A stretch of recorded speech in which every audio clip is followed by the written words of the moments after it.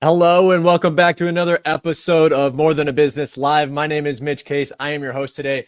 I am also the co-founder of my wife and I's company, More Than a Meal, where we help organizations strengthen their most valued relationships by showing gratitude, appreciation, and empathy one meal at a time.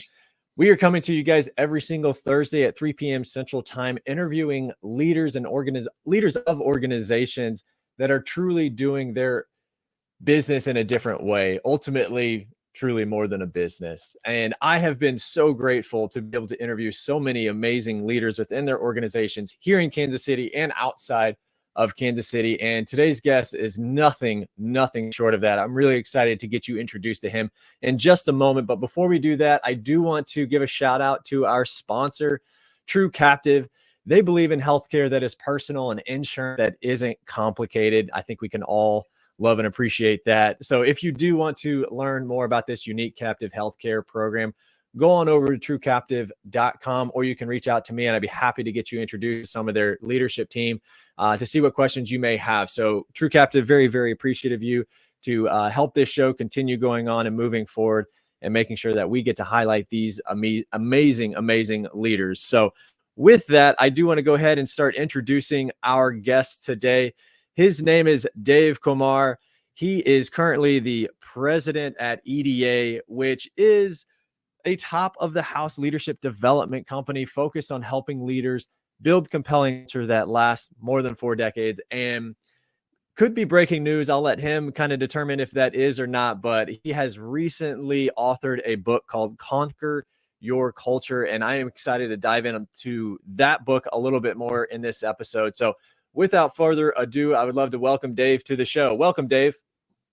Thanks, Mitch. It's great to be here. Thank you so much for inviting me. Of course. I know from our very first coffee at Cozy's, I had to get you on this show eventually. I had to bail on you because I had a sick kid probably about a month or two ago. And now I'm going on vacation. So another spoiler alert here. This is actually being a little bit pre-recorded, but it is going to be live on Thursday this week. So as you're tuning in, go ahead and shoot into the comments if you have any questions. And Dave and I will reach back out on LinkedIn and get those answered for you. However, we won't be able to answer those today because, like I said, I'm taking a vacation for the first time in probably about 2+ years. And I could not be more excited to do that. So I'm not going to take any more time away from this show with Dave. So why don't you go ahead and give us a little bit of who you are and what you do at EDA? What does EDA even do? And then we'll dive right into our impact story. Well, thanks, Mitch. I sure appreciate it. So I'm the president of EDA.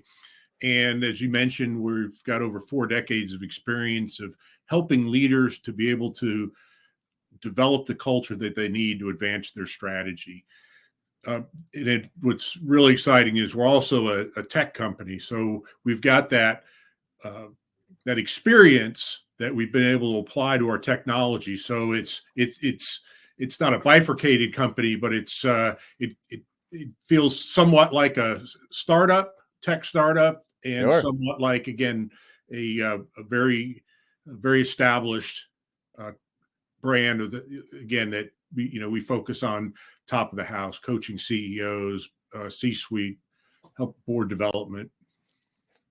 Awesome, Dave. Well, I'm excited to kind of dive into this because I know I definitely want to save some time to get to the book a little bit later. But before we do that, starting off the show, we always talk about this impact story. So maybe tell us a personal story of something that you, or maybe the work you've done within EDA that has had a direct impact on either a team member, maybe a client, or potentially even a community member. Yeah. So one of the reasons I joined EDA was because of the phenomenal culture that we have there. And I was, out on my own. Some folks may know I retired as a brigadier general in the United States Army after just a little over 31 years of active duty. And so I was working on my book, and I had this opportunity, this fantastic opportunity to join EDA. And it's one thing, and I've seen it a lot, where companies say they have a good culture or they really care about their culture, but EDA really lives it on a day-to-day basis. Our CEO, Bonnie Hageman, she is a phenomenal leader, and regardless of what's going on, regardless of how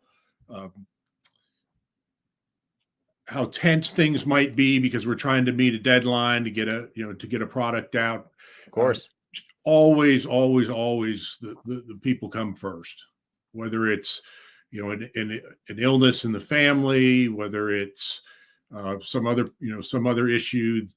We always make sure that the individual is able to take care of what they need to take care of. And because everyone understands that, everyone else in the company, we're a fairly small company as those things go, but everyone's like, okay, what can I do to pick up the slack here, because so and so needs to take care of a child or a parent. And so that's really what we pride ourselves on at EDA is we don't just talk about it and explain and show and help others do it. We do it internally as well. Yeah, that's a big notion that I've always seen is like it's easy to talk about it. It's incredibly difficult to take action in it, and then actually see results from those actions takes time, and that can be sometimes very, very challenging and just waiting in that. I am curious. So this is maybe an unprepared question, but I feel like you'd have a good answer for this. So civilian life and life in the military, like what are some things that you've been able to take from your 30 years experience in the military to building a culture within an organization, both internally with EDA, but even some of the clients that you've served? What are some of the things you've been able to bring from one to the other? Well, I think first and foremost, the Army is a people business. So there's a lot of emphasis, and everybody understands how important it is to take care of your people. You'll hear mottos, things like, people first, mission always. So it's the people who allow you to be able to accomplish your mission. So I think that's number one, is the focus on people. And I think number two is the ability to really think through difficult problems, to be able to utilize all of the assets you have within your organization, all the different people that you have in your organization. And that's one of the great things about the Army. It's one of the most diverse organizations probably in the world. So you have people from every imaginable background, wow, yeah, every socioeconomic strata that you can imagine, people who have lived all over the world, who have immigrated to the United States. So it's just people that grew up in urban areas and people grew up in rural areas, and so just a phenomenal diversity of thought and diversity in every way. So it's the ability to be able to take all of those different aspects of people's experience and be able to look at problems and maybe a different way than you would look at them or I would look at them. So I think that's being able to leverage that is I think extremely it's extremely powerful when we're working with our clients or internal to EDA. So I can only imagine that value. Yeah. So making sure, so again, focusing on the people first. Yeah. Thinking through very difficult problems while using a tremendous diversity of thought across the organization to be able to help you solve those very, very hard problems. The idea of just the value in new perspectives and different perspectives in any situation, I think has probably been one of the most humbling things that I've learned through business ownership. You're so inundated in making this business work or doing the day-to-day, and you're you're behind the steering wheel trying to drive this thing, and then somebody comes with you with an idea that's the most obvious thing that you've ever seen, but you're so head down and focused you can't even see it until somebody comes to you and says, have you thought about doing it a little bit differently? And it has excelled opportunities, jobs, all the different things. So, oh man, I never thought about that from the military perspective at how, I mean, I guess I knew it was diverse, but just thinking about the different experiences, the life lived, the opportunities that are available to learn about somebody new. and how you can carry that on back in civilian life as well is going to be incredibly valuable to any individual and organization. So I really appreciate you kind of diving into that. And maybe we're going to hear more about that when we start talking about the book here in a little bit. But let's talk about EDA specifically on this. You're developing leaders who are either currently leading and we want to be better leaders, or maybe they're the next wave of leaders coming in. You have a long span of generations to be working with in this space. What is it about EDA that truly is more than a business? Yeah. So again, we do, we are helping develop leaders, whether, again, like you said, there might be, leaders sitting in leadership positions right now. There may be a high potential employee that you've identified that, has some, and you're looking at to develop that leader to allow them to become a leader in the future. And we have phenomenal technology that allows you to see your culture in real time without even having to do surveys. But it's still all about it. It's not just to build that culture. It's not just to help those leaders lead. It's to ensure that the outcome is a engaged workforce, people that leave work every day energized instead of drained. They feel like they've contributed to something bigger than themselves. They think that they've been appreciated for what they accomplished. They Sure. enjoy the people that they work with, and they feel safe in that organization.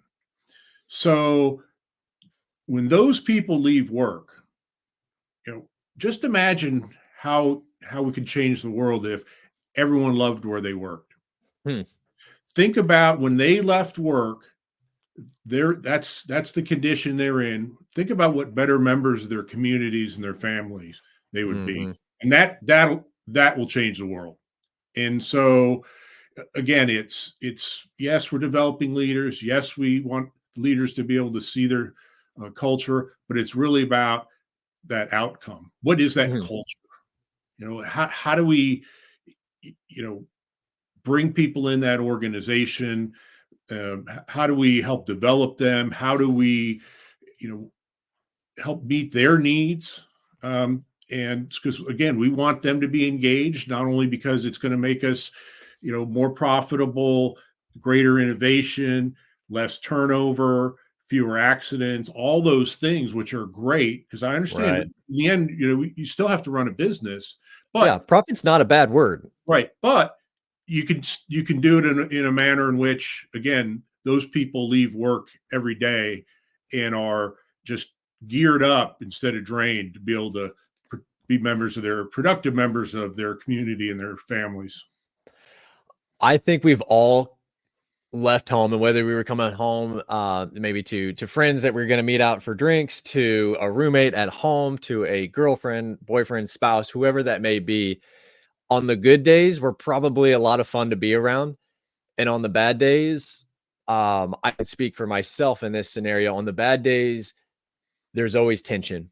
And I've always thought about this idea, like after interviewing so many leaders, we talk about, if we can make it so that their blood pressure doesn't increase when they either leave, or decrease when it increases when they walk through the door, and it can actually reduce a little bit when they walk out the door.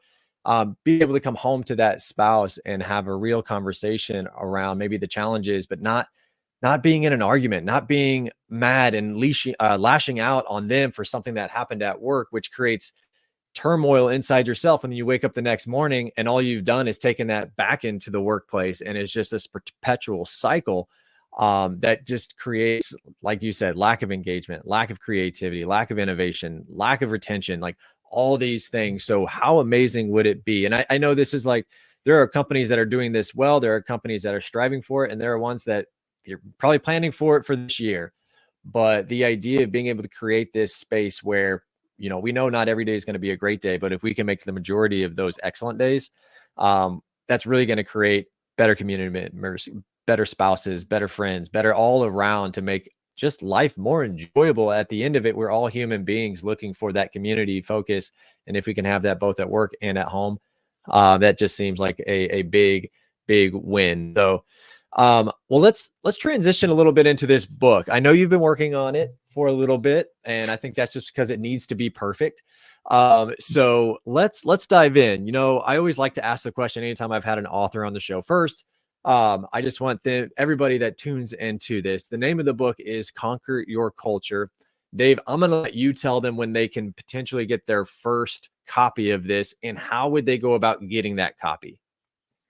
Yeah, so I actually have the author's proof. That's why you've got to see this line through here. This is the soft cover. I'm still waiting for the author's proof on the hardcover. Should be here in a few days, but hopefully we should in a few weeks be able to. You should be able to get it on Amazon. Okay. And So yeah. What I'll ask you to do, Dave, is after this airs and after that does come out, throw that into the comments in this so that we can get that book and anybody can come and take a look at that. But the question I always like to ask authors, because I think a lot of people have this idea of like, oh man, I'll write a book. And then I've talked to people that have written books and they're like, oh my gosh, I'm never writing a book again. Why do you want to write a book, especially around culture? That's a fantastic question. I've heard statistics like 80% of people say they want to write a book, and less than 1% actually publish a book.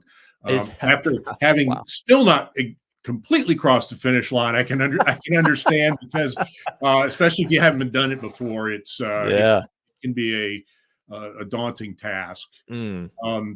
But the reason I wrote this book is because it aligns with really the mission I have for being able to try to achieve that sort of high level vision of helping create a world where everyone loves where they work.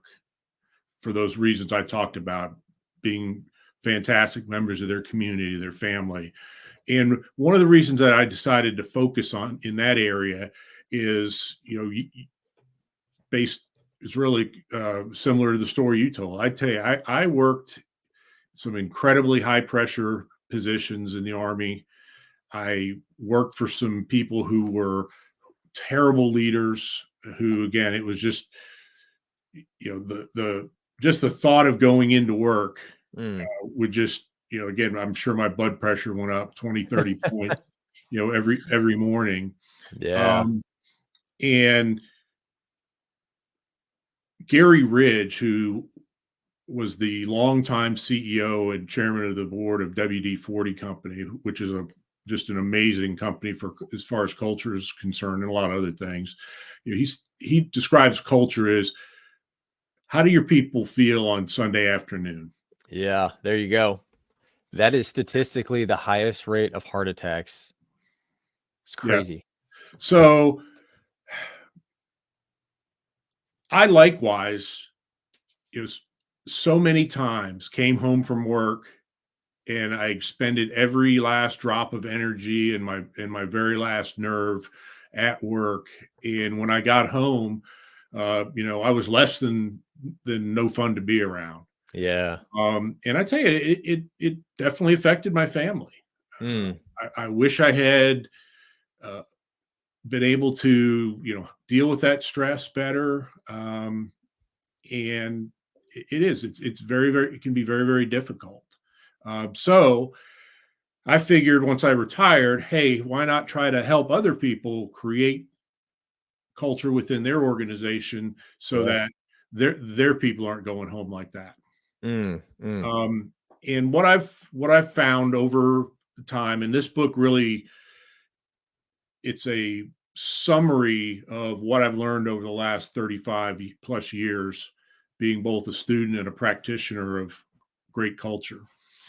And what I've realized is like we mentioned before, everyone talks about culture. You can't go, the other day I went on to Amazon, I typed business culture, got over 3,000 books. Yeah. I went to Google and put in importance of culture in business and got 1.3 billion hits. Okay. Yeah. So to put that in perspective, if you spent 1 minute on each article every day, every working day, okay, it would take you 11,000 years to see every one of those articles. So you could get to the sun and back in that time, I yeah, think. yeah. And for any of the listeners, trying to do the math, I will admit I did round it up to the nearest millennium. I figure what's a few centuries among friends, So Yeah, we've got some fact checkers that tune into this, so yeah, better so be careful. because everyone's gonna be like, "Hey, I did the math on that," and and when I mentioned that in a keynote, I look and I could just tell, I could see people are like trying to do the math in their head, and it's like, is that right? That seems like an awful long time. But yeah, so everyone talks about it. There's so many books out there about why culture is important, why we should care. But what I really was challenged with, I mean, to this day, it's because it's not easy, is how do you actually develop it? How do you Yeah. do it? It took me about a decade to kind of figure out that building great culture was more than just the leader and the impact of the leader. Yeah.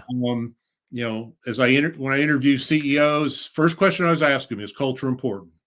I've yet to have anyone say no, and I think most of them believe it. I think most of them Yeah. believe it. Yeah. But the next question I ask them is, so what kind of culture are you trying to build in this company? Yeah. Well, I'll tell you what, that funnel narrows very rapidly. Yeah. Because the CEOs who just minutes prior were telling me how important culture was to them haven't really defined it. Mm. And I'm not That's talking hard to about do. platitudes. I'm not talking about platitudes, like empowering and inclusive and, Mm. diverse. It's no, what does it look, sound, taste, feel, and smell like to work in Yeah. this company or work with this company? And then once we finally build that out and define it, as one of my favorite ancient philosophers, Yogi Bear, once said, if you don't know where you're going, you'll wind up someplace else. So, but next question I was asking, okay, so now I understand the kind of, what the culture looks like you're trying to build. So how do you do it?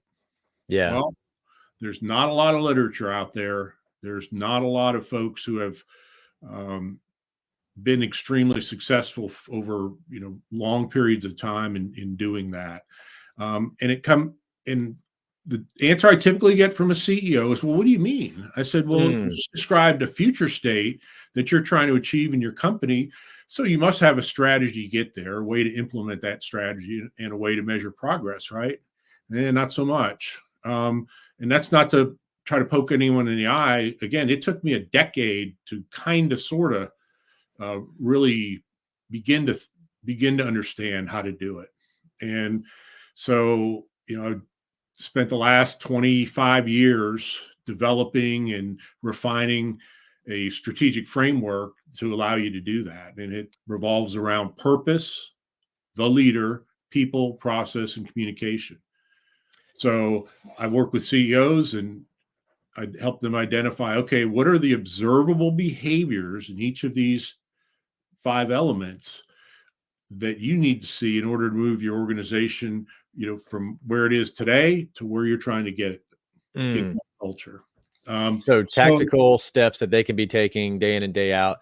So is this going to be more for I know you said you work with CEOs on this. So from the book perspective, is that going to be your CEO, COOs, like C-level and HR executives and those individuals, or can somebody that's just kind of jumped into a new organization and is trying to understand like what is this culture and what is it that I can be doing to participate in creating and building and solidifying this culture? Like, what does that look like?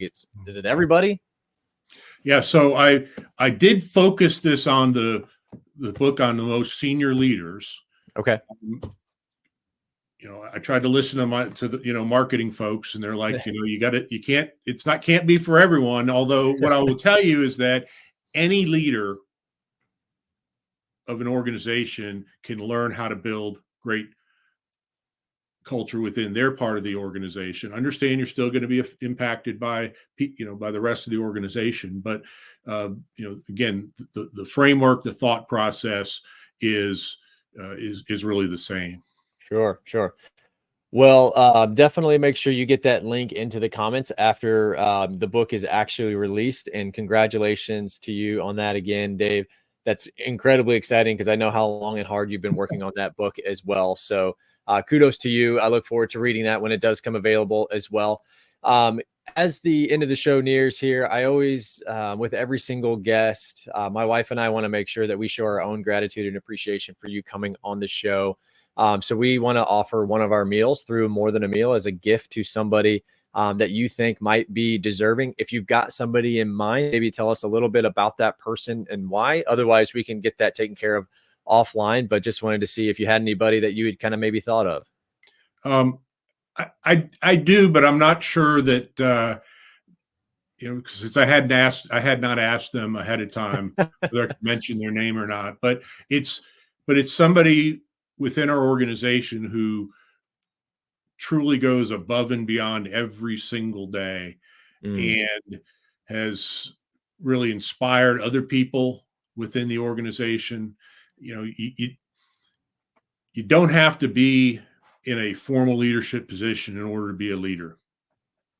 And you can lead your peers, you can lead up. You hear about mentoring up. Well, I'll tell you what, you can lead up as well.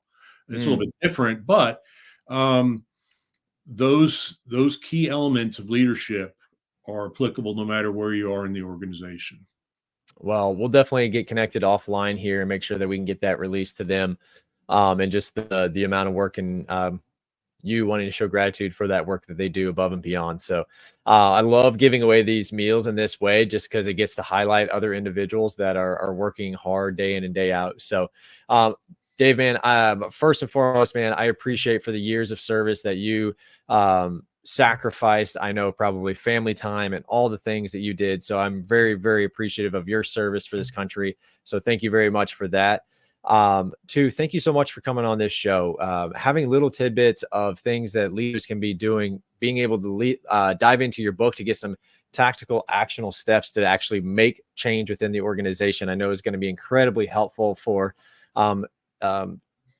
young businesses that are just getting started to those that maybe need a new perspective because they just can't get over the hump and whatever that looks like. So with that, Dave, I always like to make sure that people can reach out to you. So what is one of the best ways for them to get in contact with you if they want to learn more about your book, more about EDA and the services that you provide, or just go grab a cup of coffee with you?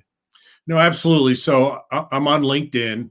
That's probably one of the best ways of doing it. Otherwise, they can email me, and I'll put the email address. I'll give that to you so you can put it in the notes. But perfect. Yeah, no, I really appreciate the opportunity, and that's the reviews I've gotten on the book so far. As I sent it out to a group of CEOs and corporate board members, is their appreciation for how practical it is. In fact, I just had to double check with the reviews, the forward, all that. You're really looking at it. If you take that out, you're looking at maybe 120 pages. One of the things I wanted to do is make sure that I wrote a book that a CEO could read on a domestic air flight. Yeah. Plus the end of each chapter, there's 3 thought questions, and then there's 3 actions to take. So again, that's really the key to this. This is a practical way of doing it. Thoughts and actions. So awesome. Well, we have reached the end of the show.